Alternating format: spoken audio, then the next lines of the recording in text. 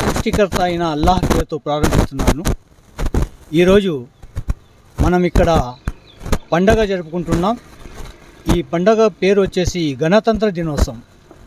అంటే మన భారతదేశానికి స్వతంత్రం వచ్చిన తర్వాత మనకు గణతంత్ర దినోత్సవం కూడా జరుపుకున్నాం.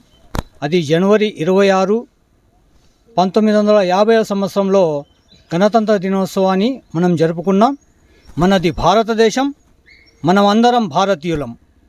మనమందరము భారతదేశంలో పుట్టినందుకు గర్వపడాలి.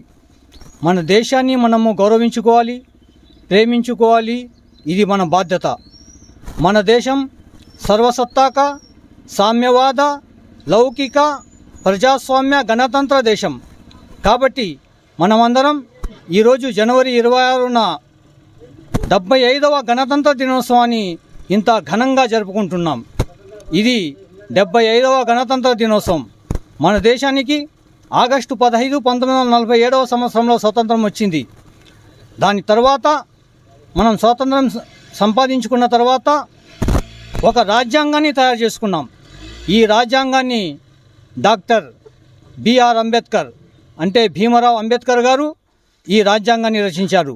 ఈ రాజ్యాంగాన్ని రచించడానికి 2 సంవత్సరాల 11 నెలల 18 రోజులు పట్టింది.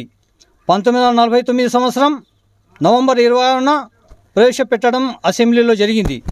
అయితే 1950 సంవత్సరం జనవరి 26న అమల్లోకి వచ్చింది.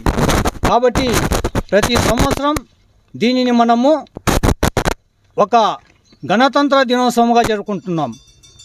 భారత రాజ్యాంగం అంటే ఏమిటి, దీని ప్రవేశం ఏమిటి అనే ఆలోచన చేస్తే భారతదేశ ప్రజలమైన మేము భారత రాజ్యాంగాన్ని మన కోసం రూపొందించుకొని మాకు మేమే సమర్పించుకున్నాం.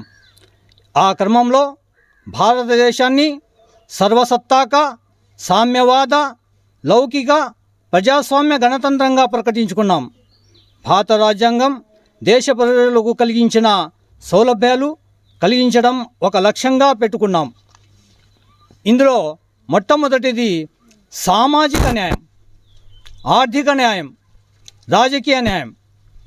2 ఆలోచన స్వేచ్ఛ, భావ ప్రకటన స్వేచ్ఛ, నమ్మకాన్ని, విశ్వాసాన్ని కలిగి ఉండేటప్పుడే మనకు మొత్తం కలిగి ఉంటుంది అన్నమాట. ఆరాధన స్వేచ్ఛ, ఏ మతమైన వారు ఆ మతాన్ని అవలంబించుకోవచ్చు. వాళ్ళు దేన్నైతే ఆరాధన చేసుకుంటారో దాన్ని ఆరాధన చేసుకోవచ్చు. ఈ స్వేచ్ఛ మనకు ఇవ్వబడింది. 3 సమాన హోదా, సమాన అవకాశాలు. అందరికీ సమాన హోదా ఉండాలి, అందరికీ సమానమైనటువంటి అవకాశాలు ఉండాలి. ప్రజలందరిలో దేశ సమైక్యతను, అఖండత భావాన్ని, సోదర భావాన్ని వ్యక్తి గౌరవించాలి, గౌరవం పొందాలి. అంతేకాకుండా మన రాజ్యాంగాన్ని మనమే గౌరవించుకోవాలి. కాబట్టి ఈరోజు ఇంత ఘనంగా చేసేటటువంటి ఈ పండుగ అందరం కలిసి చేసుకుంటాం.